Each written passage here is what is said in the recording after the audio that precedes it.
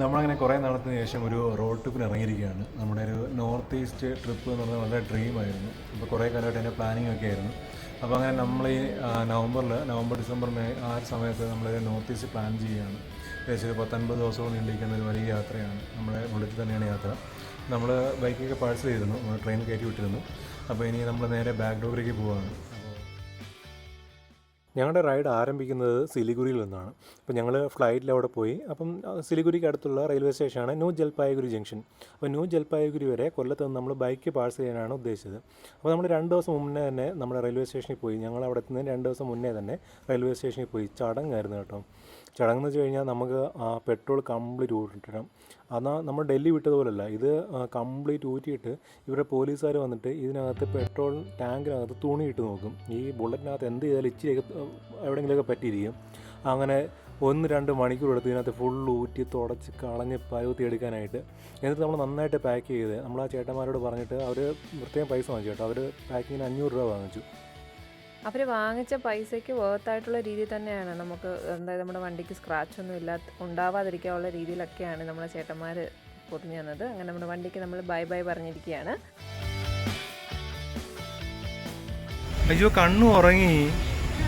അജി എവിടെ പോടാ ടാറ്റ? ട്രെയിനിൽ പോവാനോ? ഇത് കഴിഞ്ഞിട്ട് നമ്മൾ പ്ലെയിനിൽ പോകുന്ന പറയടാ.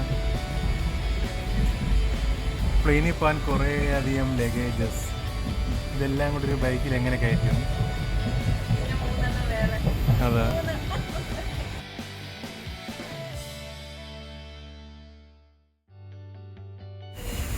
അങ്ങനെ ഫസ്റ്റ് റൗണ്ട് കഴിഞ്ഞിട്ട് ഒന്ന് ഉറങ്ങിയിരിക്കുകയാണ്. അങ്ങനെ ഇനിയുള്ള സമയത്ത് വേണം നമുക്ക് കുറച്ച് നേരം ഇരുന്ന് സൊല്ലാൻ. നീ എന്താ പറഞ്ഞത്? ഫോൺ വെളിയിലിട്ട് കഴിഞ്ഞാൽ തട്ടിപ്പറിച്ചുകൊണ്ട് പോകുന്നു. അങ്ങനെ ഫോൺ വെളിയിലിട്ടാൽ ചിലപ്പോൾ തട്ടിപ്പറിച്ചുകൊണ്ട് പോകും. അങ്ങനെ എൻ്റെ ഫോൺ തട്ടിപ്പറിക്കാൻ വേണ്ടി ആരും വളർന്നിട്ടില്ല. തന്നെ കൈ കണ്ടറിയാവോ? അപ്പോൾ നമ്മളുടെ ഈ സംഭവബോധമായ യാത്രയുടെ തുടക്കം എന്ന് പറയുന്നത്, ഇന്നിപ്പോൾ നമ്മളിപ്പോൾ നിലവിലുള്ളത് നമ്മുടെ ഗുരുവായൂർ പാസഞ്ചറിലാണ്. കൊട്ടാരക്കര കൊല്ലൂരിൽ നിന്ന് എടുക്കുന്ന ഗുരുവായൂർ പാസഞ്ചറിലാണ് നമ്മളിപ്പോൾ ഉള്ളത്. ഇവിടെ നേരെ അങ്കമാലി ഇറങ്ങും.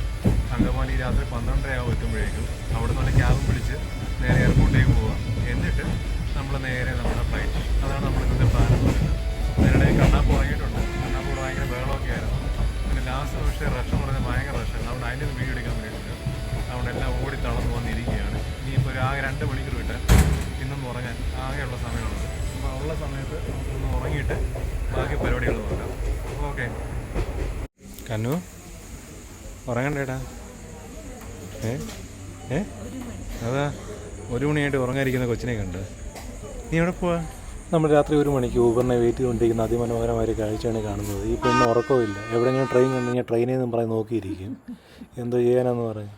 ഇനി ഇതിനെ എടുത്തുകൊണ്ട് ഇനി നമ്മൾ അത്രയും ക്യാബിനകത്തിരുന്ന് ഒന്ന് ഉറങ്ങിയത് നമുക്ക് സ്വസ്ഥമായിട്ടിരുന്ന് പോയായിരുന്നു. അത് നടക്കത്തില്ല.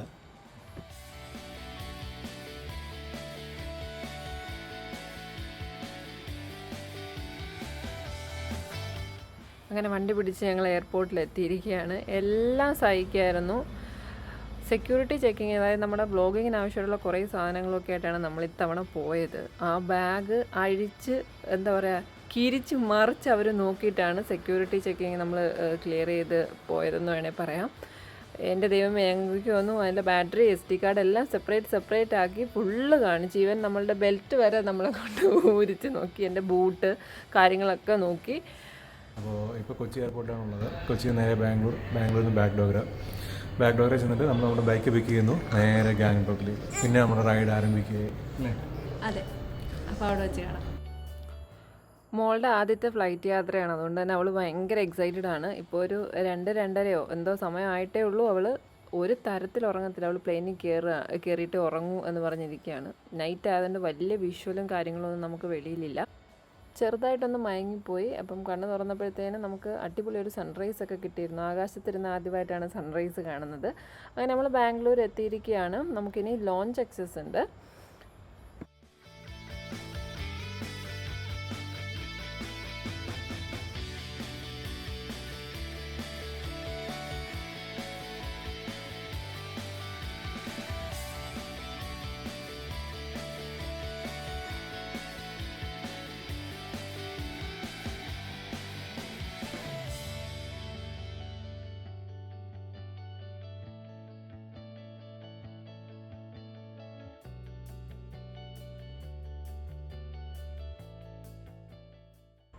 ഇപ്പോൾ മിക്കവാറുള്ള എല്ലാ ബാങ്കുകളും നമുക്ക് ലോഞ്ച് ആക്സസ് നൽകുന്നുണ്ട്. ഞങ്ങളുടെ രണ്ടുപേരുടെയും കയ്യിൽ HDFCയുടെ കാർഡ് ഉണ്ടായിരുന്നു. ആ കാർഡിനകത്ത് ബാങ്കുകാർ നമുക്ക് ലോഞ്ച് ആക്സസ് തരുന്നുണ്ട്. അപ്പോൾ ഈ ലോഞ്ചിൻ്റെ പ്രത്യേകത എന്ന് വെച്ച് കഴിഞ്ഞാൽ നമുക്ക് മിക്കവാറുള്ള വലിയ എയർപോർട്ടുകളെല്ലാം തന്നെ ഈ ലോഞ്ച് ഫെസിലിറ്റീസ് ഉണ്ട്. ഇപ്പോൾ 2 രൂപയ്ക്ക് നമ്മുടെ കാർഡ് അവിടെ സ്വൈപ്പ് ചെയ്ത് കഴിഞ്ഞാൽ നമുക്ക് അകത്ത് കയറി കഴിഞ്ഞാൽ വെജിറ്റേറിയൻ ഫുഡിൻ്റെയും നോൺ വെജിറ്റേറിയൻ ഫുഡിൻ്റെയും ഒരു വിശാലമായ കലവർ ഓപ്പൺ ചെയ്ത് തരികയാണ്. ഞങ്ങൾ masala dosa, pastas, bread items, juices, അങ്ങനെ ഒരുപാട് ഐറ്റംസ് കഴിച്ചു. ഒരുപാട് സമയമില്ലാത്തതുകൊണ്ട് നമുക്ക് ഒരുപാട് അങ്ങോട്ട് എക്സ്പ്ലോർ ചെയ്യാൻ പറ്റിയില്ല. നമ്മുടെ മസാല ദോശ ചേട്ടന്മാരാണ്, അടിപൊളി മസാല ദോശയാണ്. നമ്മൾ രാവിലെയും കൂടെ ആണല്ലോ ചെന്നത്, അപ്പോൾ അതിൻ്റെ ആയിട്ടുള്ള കുറച്ചായിട്ടുള്ള കാര്യങ്ങളൊക്കെ ഉണ്ടായിരുന്നു. ലൈവാണ്, അടിപൊളി ഫുഡാണ്.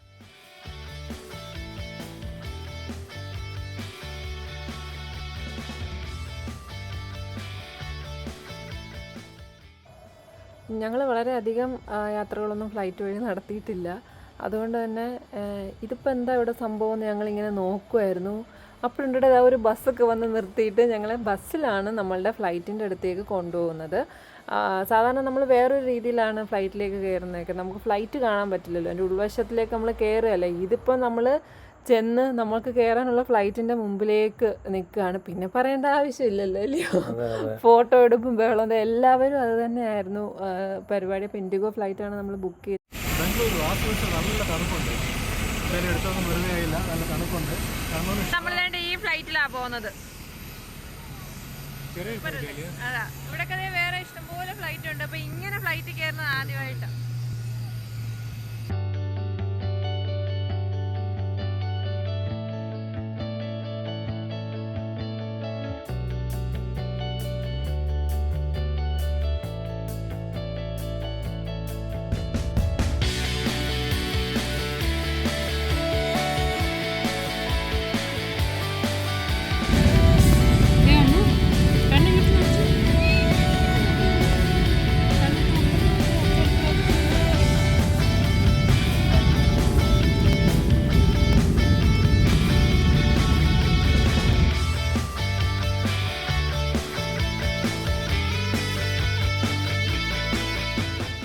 എനിക്ക് ഇന്ത്യക്കാരുടെ സർവീസിൽ ഏറ്റവും ഇഷ്ടപ്പെടാൻ ഈ ഒരു കാര്യമാണ്. കാരണം നമ്മുടെ കുക്കിങ്ങിൻ്റെ സാധനങ്ങളൊക്കെ ഉണ്ടായിരുന്നു. ഞാൻ പറഞ്ഞു അവന്മാരുടെ ഫ്രജൈൽ സ്റ്റിക്കറൊക്കെ ഒട്ടിക്കാൻ പറഞ്ഞു, പക്ഷേ അവന്മാർ ഒന്നും ഒട്ടിച്ചില്ല. അതുകൊണ്ട് നമുക്ക് നല്ല പണി ഇട്ടിട്ടുണ്ട്. അത് എടുക്കുമ്പോൾ തന്നെ അറിയാൻ പറ്റും, അത് ചളുങ്ങി പോയിട്ടുണ്ടായിരുന്നു. അങ്ങനെ ഞങ്ങൾ പാർത്തോഗ്ര ഇറങ്ങിയിട്ട് ഞങ്ങളിപ്പോൾ ന്യൂ ജൽപാഗുരിയിലേക്ക് പോവുകയാണ്. അപ്പോൾ ഞങ്ങൾ അങ്ങനെ ചേട്ടൻ്റെ വണ്ടി കിട്ടി. ബാർഗെയിൻ ചെയ്ത് ഒരു 550 വന്നിട്ടുണ്ട്.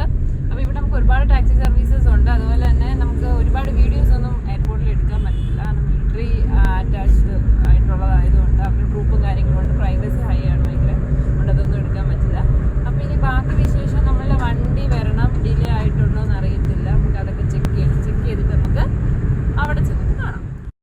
എത്രയും പെട്ടെന്ന് റെയിൽവേ സ്റ്റേഷൻ അടുത്ത് പോയിട്ട് ആദ്യം ഒരു ഹോട്ടൽ കണ്ടുപിടിക്കുക എന്നുള്ളതാണ്. കാരണം ഉച്ചയായി, നല്ല വിശപ്പ്. രാവിലെ കഴിച്ചതിൻ്റെ എല്ലാം പോയി, നല്ല വിശപ്പുണ്ട്.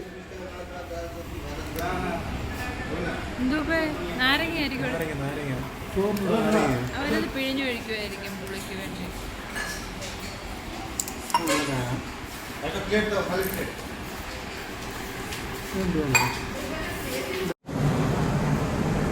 നമ്മൾ രാത്രി 12 മണിയാവുന്നു. ന്യൂ ജൽപായ്ഗുരി ജംഗ്ഷൻ റെയിൽവേ സ്റ്റേഷനിലേക്ക് പോയിക്കൊണ്ടിരിക്കുകയാണ്.